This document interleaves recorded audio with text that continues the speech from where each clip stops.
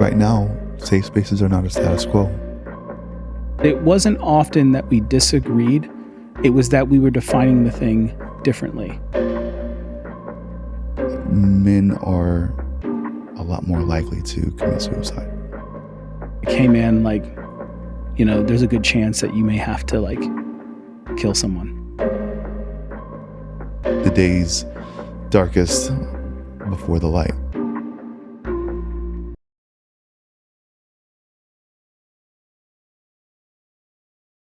Hey everybody, welcome to Melding Minds. I'm your host, Clarence Abercrombie, and today I'm joined by Marlon Watson. He is a father, a dancer, and works in the banking industry. For our guests, tell us about what you do, where you're from.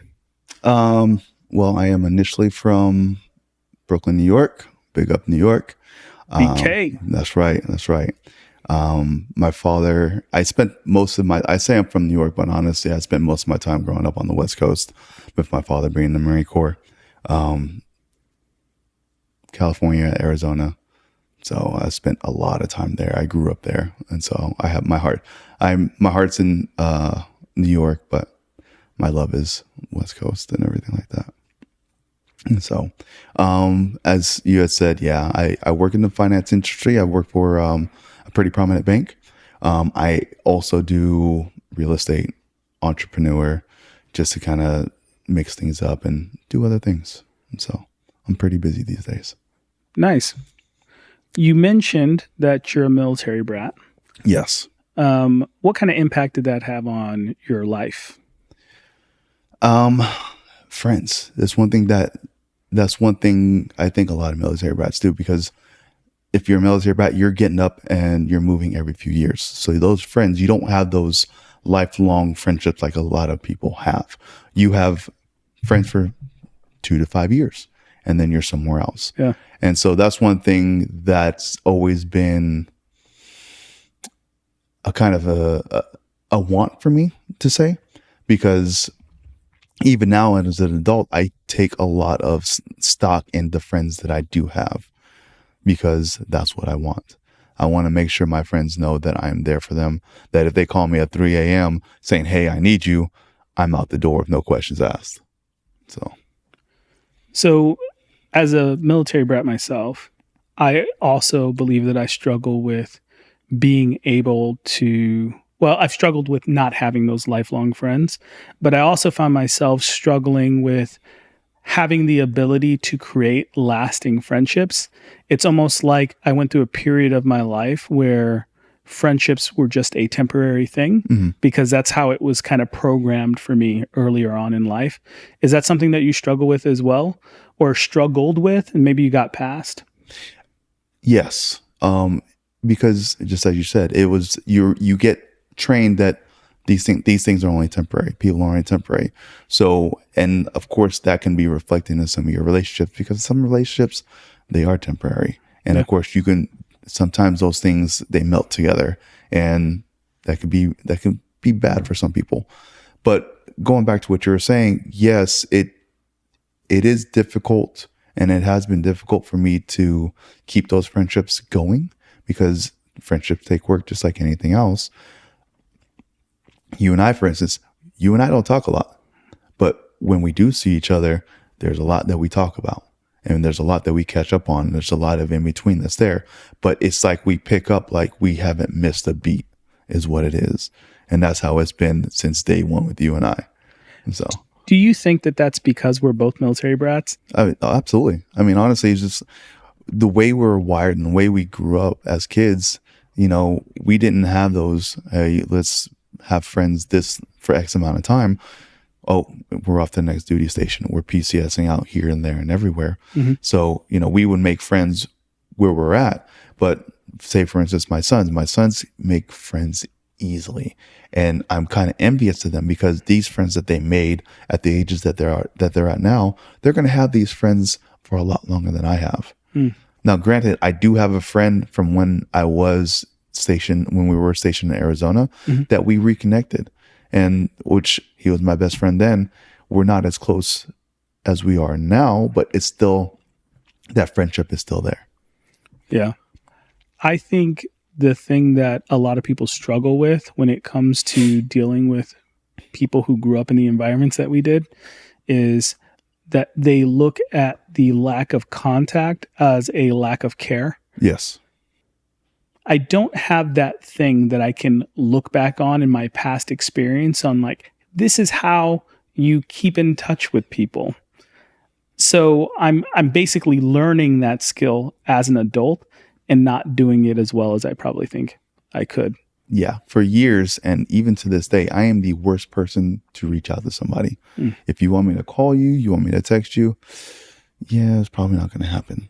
But just as you said, as an adult, this is a skill that I've had to force myself to learn, because these are connections that are needed, especially us being guys. We need those connections. We need it. We need those outlets.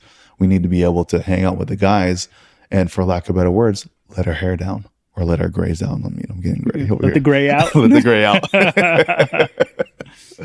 So if you really liked what you just saw, understand, you really want to support the channel, hit the subscribe button. That's what helps out with the YouTube algorithm. Logarithm. Logarithm. And scene. And there's two things there, right? So there's one part of that I go, hey, are there any other areas where you think that this may have hindered you, right? But the other part of this is something you just hinted on, which is just kind of being a guy, a man existing in society in general, also lends itself to some level of isolation and not being able to reach out. I think it's a symbiotic relationship. I think they do go hand in hand with the good and the bad, because obviously not being able to learn how to create those quality friendships and relationships, or cultivate them, I should say, and having to learn them later on in life as I've gotten older and become more stationary and not moved around enough. Those have definitely been difficult to work through, but it's getting there. It's getting better. And, understanding and realizing that this is where I've been and where I'm going, and understanding that where I'm from doesn't always have to define the person that I am now, even though a lot of the times it does. We all know that. It's still good. It's still good. I mean, but on the second part of what you were saying, as a man, we do need those spaces where we can unleash the hounds, so to speak, or let the demons out, because every man has something inside of them that they hold on to and that they need to speak of. And sometimes it just eats at us. So outside of like therapy, like actually going to a professional and getting professional help with trying to process those things, would you say that being able to sit down, talk, maybe even like we're doing right now, and have those conversations with another man is almost like a form of therapy, where you can hear what someone else has to say about it? I believe, and maybe I'm incorrect in this belief, but I believe that men in spaces like this, when we're talking about things, we tend to be more honest. And I think that has to do with the rarity at which we enter this space. Yes, 1000%. Because we get, a lot of times, men, we go through the life where we're not able to vocalize what's going on within us. And so society has told us just to, for lack of better words, be a man. And what does that say? You're a man. Deal with it. And how do we deal with it? We keep it inside. We bottle it up. We compartmentalize and put it away. But when we compartmentalize, that sometimes gets a little overwhelming for us. And we don't know how to vocalize that. That's why there's some guys, especially myself, I struggle with this. I don't know how to communicate what's going on inside me sometimes. I've had to learn that, especially with my kids. I've had to be able to communicate with them. Hey, daddy's not really feeling it right now. It doesn't mean that he doesn't love you. He just needs a moment. And sometimes before I learned that, that would come out as anger. It will come out as just leave me alone. And of course, for a kid, that's defeating for a child when dad says, or dad's yelling at me for no reason. Here we are. Yeah, man, that's tough. You know, in some ways, the world expects men to be the protectors, the providers, all of these things. But then also with that, with no work, with no guidance, with no safe spaces, to also have emotional intelligence, Yes. maturity, and knowing when to project dominance and when to recede it as well. And I think that is a very, very difficult space to exist in for anybody. And without someone to help guide you through it, it becomes even more difficult. Which brings me to my next point, man. So you are a father to 4 children, right? And I want to commend you first for continuing to be a presence in their life, because I think that when you have a male presence in your life, you see an example of what that looks like. But to your earlier point, when you have grown up in certain environments that have kind of forced you to navigate that space a very specific way, it becomes incumbent on you to set that example for the next generation. Yeah. Right? Yeah. The problem is that often we don't really know what we're doing either. As parents, no. Yeah, but kids think we do. Yeah. Right? They're like, "Oh, you know what you did, or you know that when you yelled at me that I would feel this way." Or you know that when you told me you were disappointed that it would make me feel this way. And sometimes that's true, right? Sometimes that's parenting, Yeah. right? But oftentimes we're trying to figure it out as well. How do we prevent our kids from inheriting the same trauma that we experienced through that projection? So first and foremost, let me just kind of go back to it. I actually have 5. I have an adopted daughter. I took her in many years ago, and I've been the father figure for her since her real dad just didn't want anything to do with her. And so she's grown into an amazing young woman, and she just had a birthday yesterday. So happy birthday to her. But yeah, so having the 5 kids and doing exactly what you said, being that male figure in their lives and being able to show them how it is to navigate as a man in this world, and also to my little girls, showing them what to expect from a man. A lot of women, I would say, are raised to know what to expect from a man. But what I try to do differently is I want to have them understand what it is to be with a man, so that way they can have a successful relationship with that person, whoever it may be.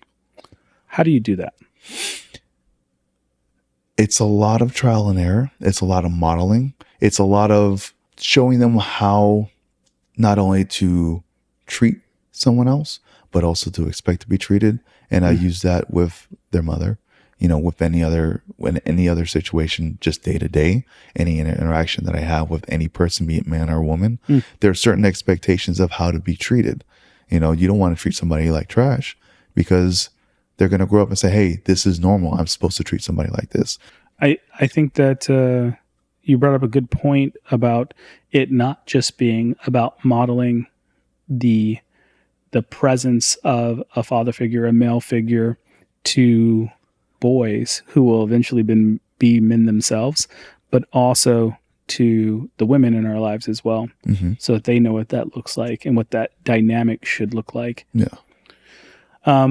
But to my earlier point, which is, I feel like we're kind of guessing as well. Yeah. Largely modeling what our parents and grandparents did, which I feel like we're starting to see in some ways was not the best way to handle some of those dynamics. how do we navigate that? So how do you use the previous examples in your life while also navigating the changes of the world? So the first thing you have to realize is that your parents tried. They gave it their best effort and they instilled in you what they felt was the best that they had. Because just like any parent, it's a guessing game.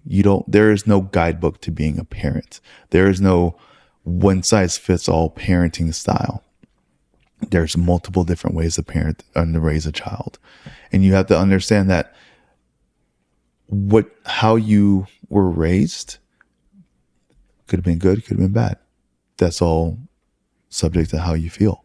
You know, I have with my sisters and I got two sisters, and we have a joke that even though we were raised by the same parents, we had three different parents. And the reason why I say that is because we got our parents at three different chapters in our life. And of course, me being the first, I was the first kid, and they had me when they were young. So they didn't know what they were doing. So I had it harder than my sisters did. My dad would suffer. My mom would suffer. Now I still love them amazingly, and they raised me the best that they can, and they did the amazing job at what they did. But it's funny that I see the differences on how we were raised as we were growing up. So, Do you think that that has shown itself in a difference in behavior, how they approach the world as well? Have you seen a payout to the different parenting techniques? there is, and I'll tell a story because whenever I had my kids, especially my two younger boys, I kind of raised them the way I was raised. And I noticed that wasn't really getting it. It wasn't getting through to my sons. So I had to kind of take a step back and reassess the situation on how I wanted this to go. And of course, I didn't know anything about parenting, being a first time parent, even though they were the younger ones. Every kid is different.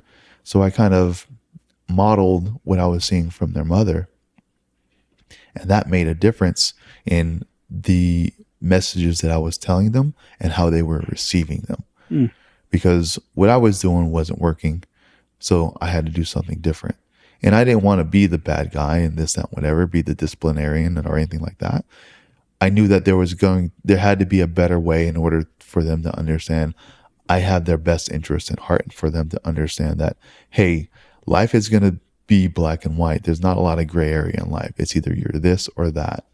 So when you're thinking about yourself as a father, is there a moment that you look back on and you go, man, if I would have known this would have really helped me out? Not about, hey, was I a good father in this moment or a bad father in this moment? That's not what I'm talking about. What I'm saying is for someone who may be going into parenthood, right? Looking at that from the perspective of a new father. Take a breath. And the reason why I say take a breath, because being a parent, it's a lot. And there's going to be a lot going on. And for me, I know I have a short temper. And sometimes I just have to take a breath to understand that they're kids. They're going to be all over the place. And it's going to be okay that they're like this. But you can still understand that the day's darkest before the light. So you may have a lot going on and the kids may be running around crying and you don't know what to do. That's okay. Everything's going to be okay, because that's only temporary. You're not going to know everything at that point in time. It sounds like what you're saying is when you say take a breath, that the purpose behind that breath is to be able to reestablish perspective, right? So taking that breath, stepping back and going, okay, yeah, what is this really? What is this really? Right? This is not fun anymore, but let's go at it. Yeah. So, what is a difficult conversation that we as a community are not having? And where do you think that conversation should start? Safe spaces. Safe spaces for us as men to communicate what's going on. As you know, when it comes down to research, men are a lot more likely to commit suicide, which as a guy, those are things that I have to tell my sons. It's difficult whenever we're not taught or society doesn't teach us that it's okay for us to say what's on our mind. I know you and I have had a conversation about this at length outside of this, but it's just like being able to understand that, one, what you're going through, you're not the only one. And two, that it's okay for you to say what's on your mind and on your heart instead of bottling it up. You just have to find that safe space. So where does it start? It starts within each of us. We have to be able to say, hey, I need to get this out. You need to make the decision, say, hey, that drawer is stuffed. It's overflowing right now. We need to clean this out. At least from my perspective, maybe I had more safe spaces than I was aware I had, but I didn't feel like I did. Why didn't you feel like you had any safe spaces though? I think in order to feel like you have a safe space, people have to kind of carve out some space for you. Mm-hmm. And I think that with as busy as our lives are, and I talk about this with Neil in a previous podcast, that when people go, hey, how you doing? And then they'll reply, how you doing?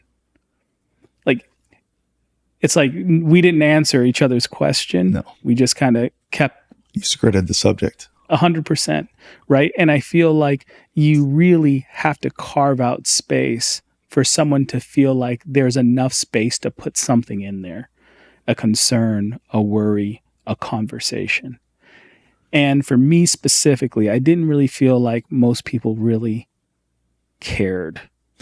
Oh, in the example that you just gave when you were talking to the other guy, do you feel that if he would have said, hey, are you sure? Because it doesn't look like it, that would have opened that door for you to walk through? 100%. 100%, man. It doesn't take much more. I think is the key here is it doesn't have to be complicated. No. Just taking that little extra step to show that you're genuine about the question and saying, hey, I actually do care about you. I would agree with you, but I would say that in those situations, sometimes you're still going to be like, yeah, I'm fine. I'm okay. But still, that seed has been planted that this is a space that you can come to me and say, hey, you know what? I'm really not doing okay. I have X, Y, Z, ABC going on. Yeah, no, I 100% agree that there, in some circumstances, maybe you don't have time to talk about what's going on. Maybe you don't, right? Have time to talk about what's going on with you, that you would be like, yeah, I'm fine, because you just got to go. Yeah. But if I do need to talk to somebody, maybe this is somebody I can reach out to.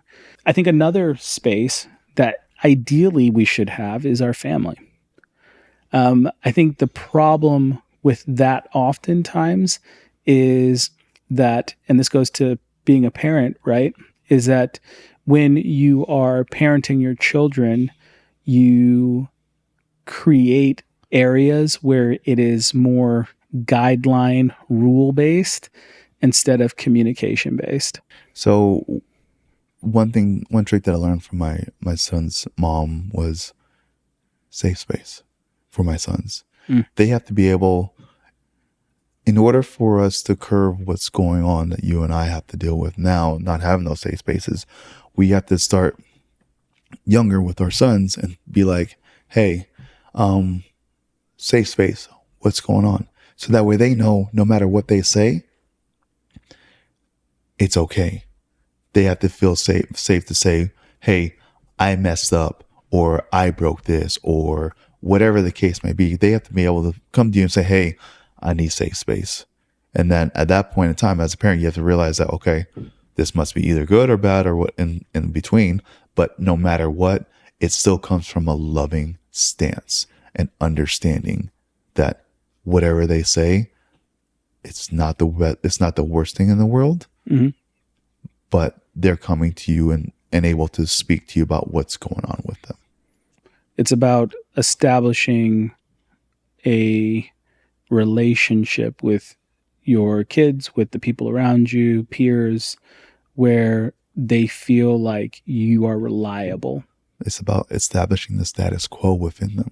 Yeah. That's how you break the trend. When you say the status quo, what are you referring to? Right now, safe spaces are not a status quo. So if you start in a space like that inside your home, where safe spaces are okay, it's the norm. Yeah. Whenever they get into society, that becomes the norm. Yeah. You know, this takes me back to our parents. I feel like if you move back to their generation, even saying that they weren't voting for the party that their parents were a part of was enough to cause like an argument in their house. It was not something that could be said or discussed. Like, so when I think about our parents, right? when I think about our parents, I go, man, did they know how to establish safe spaces with us? Because they didn't really receive them themselves, right? They weren't allowed to have a space where they could have that kind of dialogue. Well, I mean, you have to establish that there's a difference in opinion. And of course, as you said, when our parents were younger, it was a different time. It was a different age. Yeah. Especially now with everything that goes on, you have to realize not everybody's going to be on the same party line as you. Not everybody's going to agree with the same morals that you have. Mm-hmm. Not everybody's going to see the world through rose-colored glasses like what you have. You have to realize that it's okay to have a difference of opinion. That's fine. As long as you realize that, get along, move on. It's not the end of the world. When I think about taking this back to a more personal place, when I think about some of the things that I've really struggled with when it comes to being able to come to somebody and talk to them, I think what it really does boil down to is a fear of judgment. Mm-hmm. I think is probably the biggest one, is that, hey, is this person going to look at me differently based on the thing that I'm about to tell them? And unfortunately, sometimes even in our families, like we were talking about earlier, that judgment feeling doesn't go away. I think that this is one of the reasons why therapy has become so prevalent in recent years. Yeah. What are your thoughts on therapy? It all depends on the therapist. I've gone to therapy before, but the therapists that I have come in contact with, I have not enjoyed. They have not given me any value. And this is just my personal experience with them. Other people have had great experiences with them, which is great. Just my personal experiences. I need to understand that my thought process is whether it's correct or incorrect. So I guess I'm looking for more of an opinion or an outside perspective, not, hey, how does that make you feel? Or why did you do that? You're like, tell me the answer. Yeah. Just be straightforward. Let's have a conversation about it. If I'm going to let you know how it made me feel when we're talking, but I need to understand a different perspective. See if my perspective that I'm looking at this certain situation is correct or if it's skewed. So I had a positive experience with therapy, right? But to be fair, my therapist was not like, let me know, like, tell me how that made you feel. That wasn't really the approach. Instead of just asking me how that made me feel and me trying to come up with the definitions of what I was feeling, they asked me if I felt this way, or did it encourage me to do this thing? And I think that's a lot better because it's still therapy, I feel, is meant for you to come up with the solutions to your own problems. Yeah. By looking at it from a different perspective. And what they did was allow you a different perspective. Hey, were you feeling this? And you could be like, no, it wasn't that. It was more like XYZ. Exactly. Yeah. That's exactly what it was. Yep.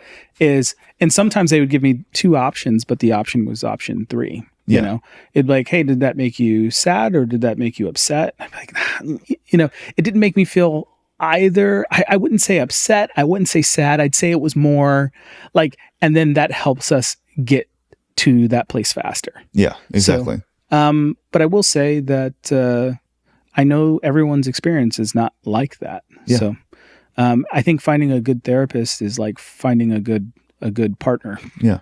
My sister has an amazing therapist, and my sister's will sing their praises on every rooftop that she can.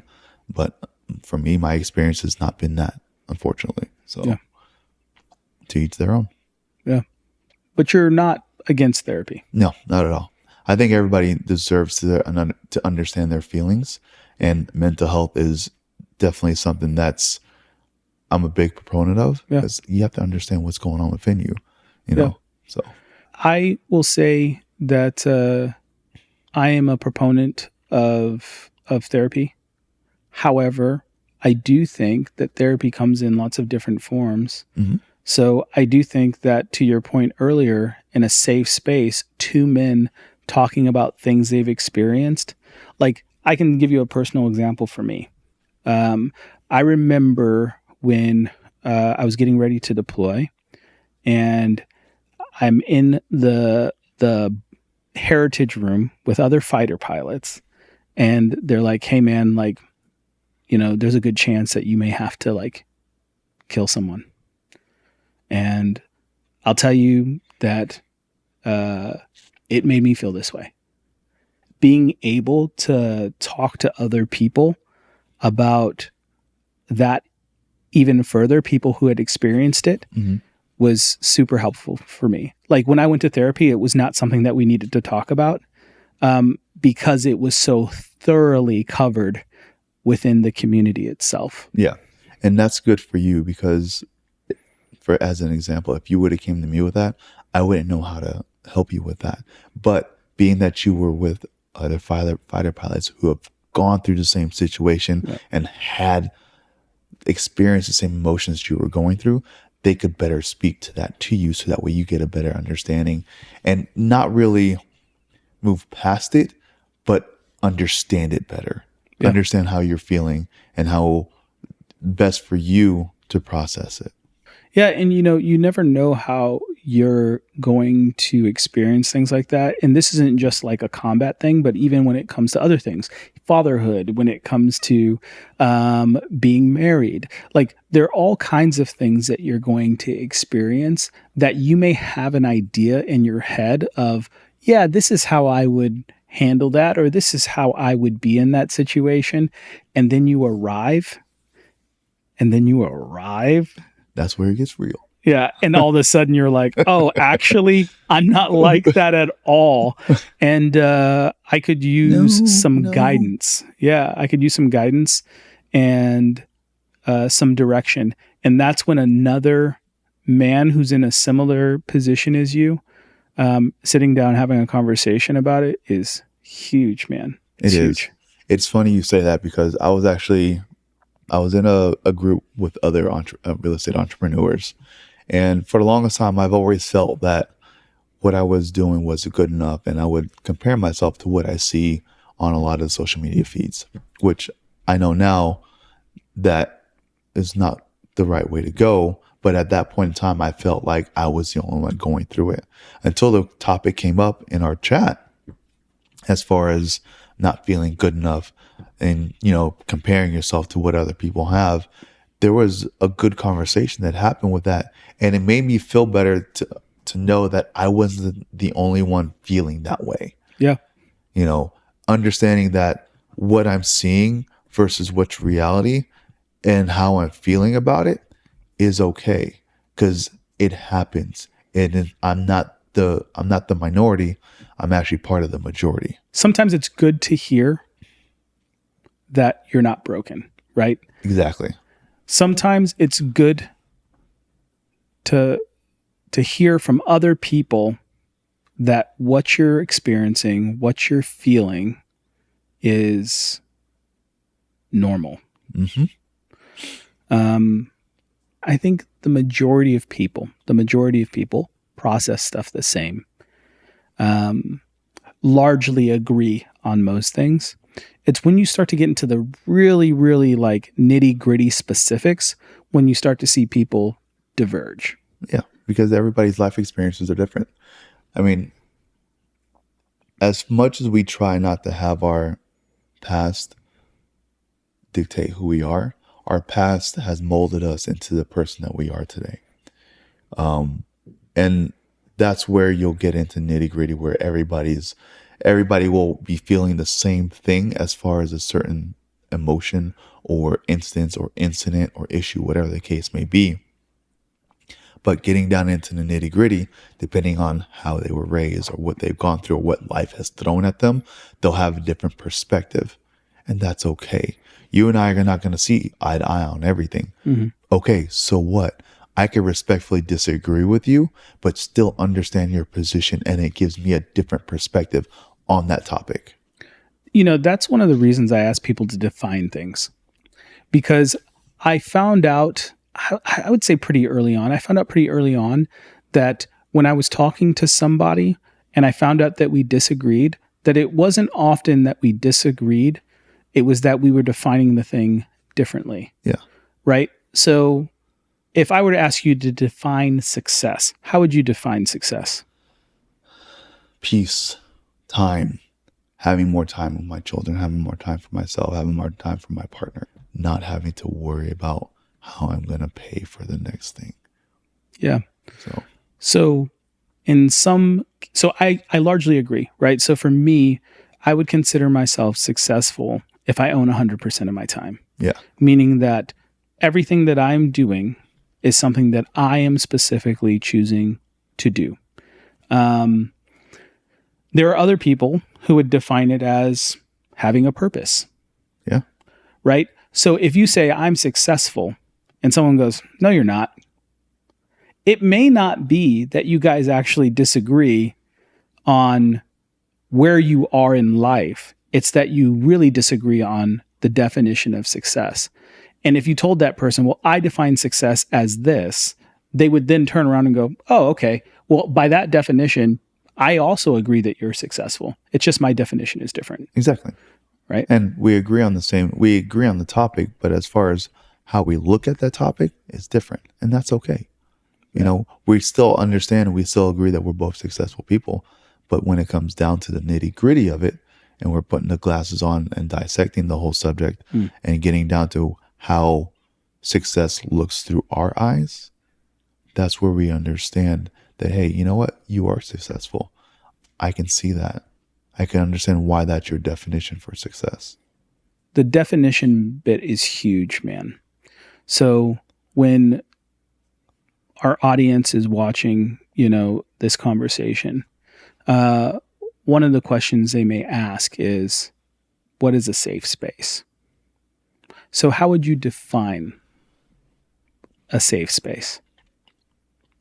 A safe space is where I can come to another person and just let my hair down and say what is on my heart or what is troubling me or what I'm having issues processing, and not being judged for what I'm saying, not having this conversation come up with someone else. This is a conversation that you and I are having, and it doesn't go any farther than that. Now, if it does go any farther than that, then you're betraying my trust, because I am trusting that you're going to hold near and dear what I'm saying to you. So that's how I would define what a safe space is. By that definition, I would then offer you that not all safe spaces are created equal. Correct. Right? Because you can have somebody who is able to create a safe space for you within one particular thing. Like, hey, at work, this person's a safe space. But I couldn't tell that same person about things going on in my personal life at home. Mm-hmm. Right? And maybe vice versa. Yeah. I think it's harder to find a safe space that exists for all of the spaces in which you exist. And I think when you find that, it's a very precious thing. It is. You want to hold on to it because it's an understanding that you and that other person have, that whatever is said here stays here. to that point. So I look at my friends, right? The people I consider friends who I slap that title on Mm-hmm. as meeting the definition for my universal safe space. Meaning that maybe I don't, right? Tell them everything, but I have no problem telling them about anything in any of the spaces that I exist. Yeah. And I know that that person will not judge me, look at me any differently. It'll just be a new aspect of who I am. Yeah. Be a new wrinkle of your friendship. Yeah. The reason I'm saying that is I think that people struggle with what friendship is. And I think that friendship and safe spaces specifically are related. Yes, they are. And you have to feel close enough to that person in order for you to feel vulnerable with that person. Mm. Because in a safe space, you're feeling vulnerable. Your vulnerability is coming out. And you have to be able to know that that person is going to support you, right, wrong, or indifferent. You know, they may not agree with what you're saying, and they may make a suggestion on it, and that's okay. Not everybody's going to agree with what's going on with you. Yeah. I think that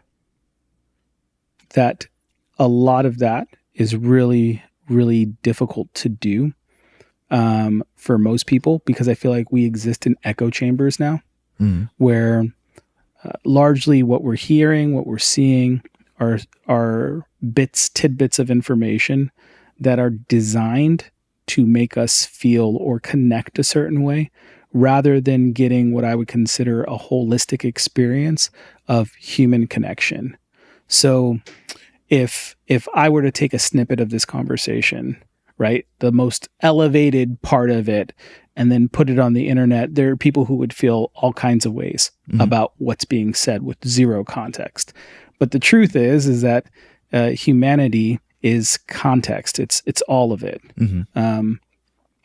So when I look at the younger generation, I struggle to see how they establish those friendships if they're not friendships that they've had since childhood.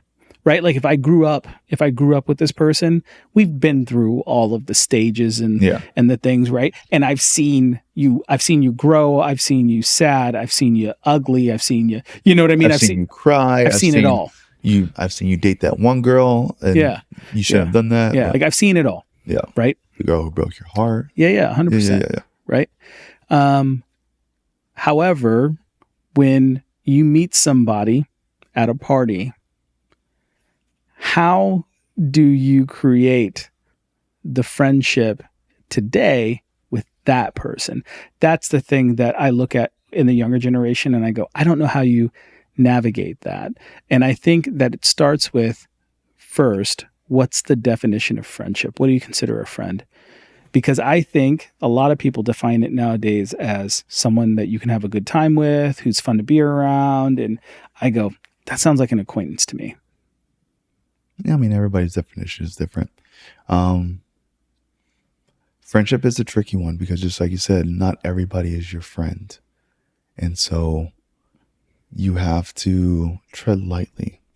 And for me, I give everybody that I come in contact with all my trust at the very get-go. Really? And the reason why I do that is because trust is a commodity that is sacred. And if you betray that trust, you don't get it back. So what do you say to people who go, no, trust is something that is earned? Because I think there's two tribes on that. There are, and they're not wrong. I agree. Trust is earned. But you get trust. I trust you without you even knowing it. But that trust has to be kept every day. Cultivated. Exactly. You have to cultivate that trust every day.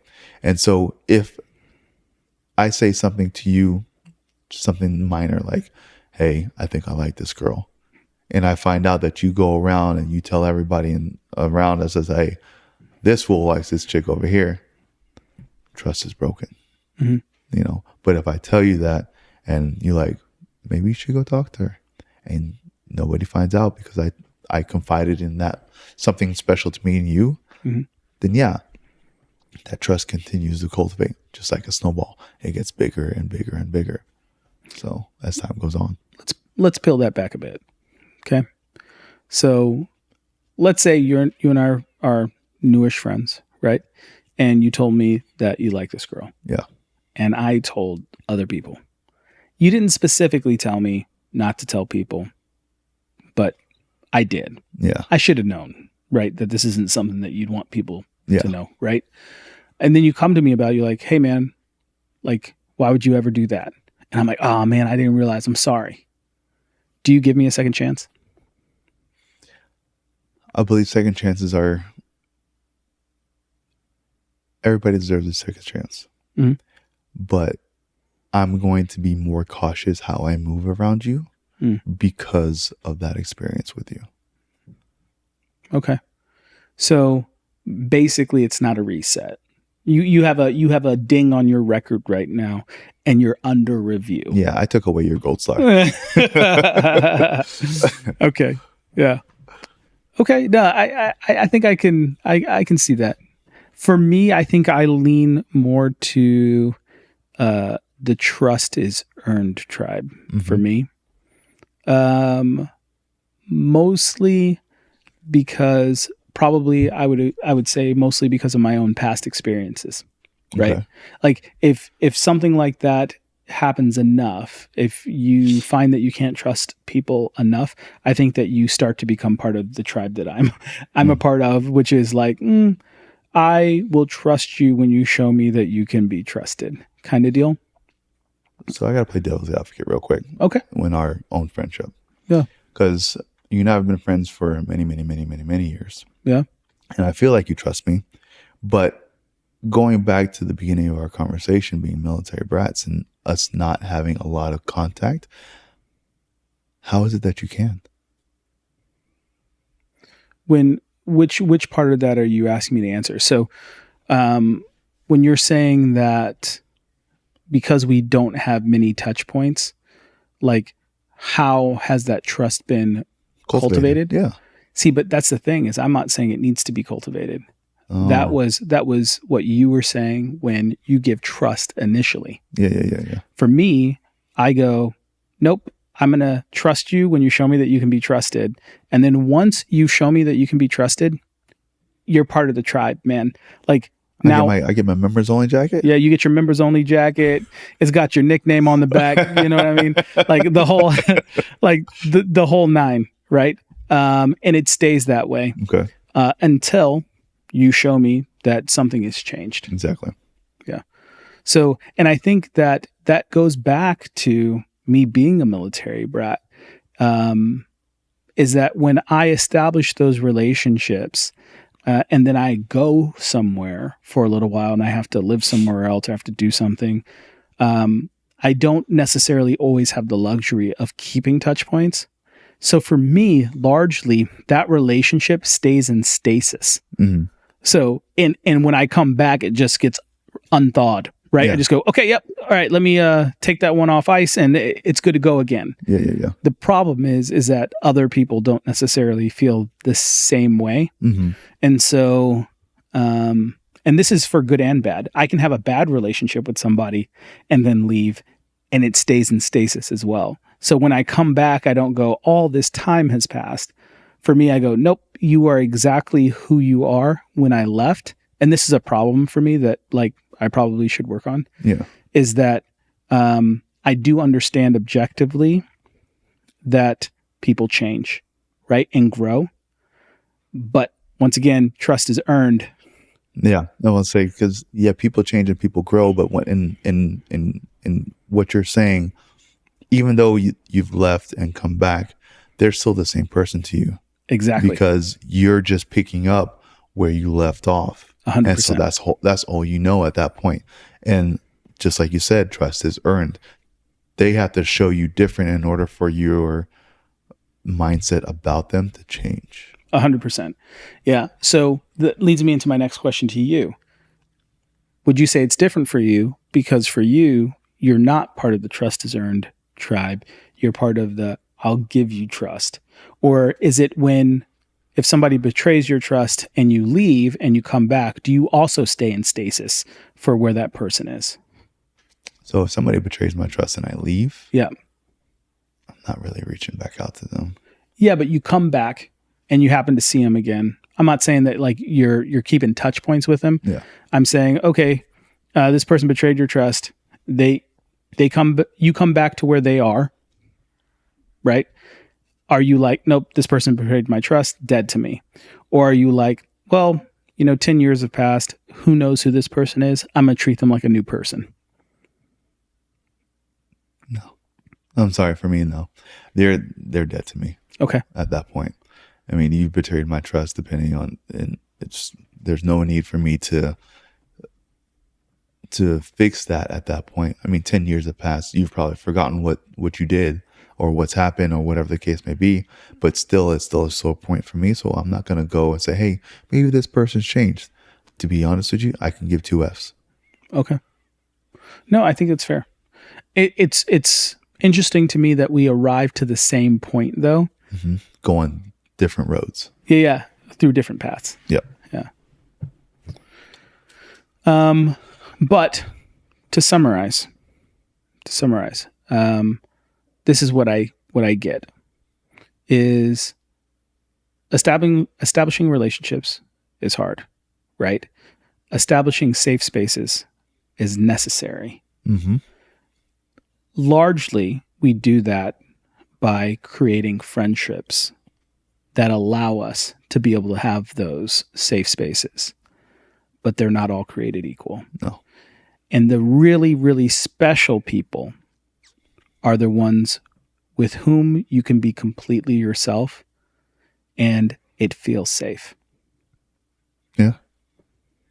You can just be who you are. No holds barred.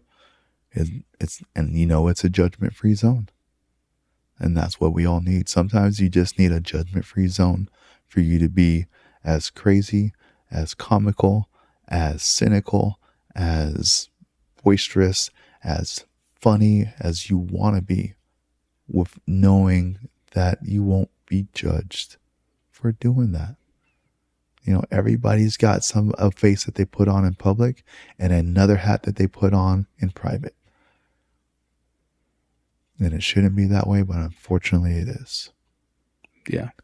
But there should be at least one place where you can take all of those masks off and just be you. And you would think that's going to be within your own 4 walls of your home. Sometimes it's not.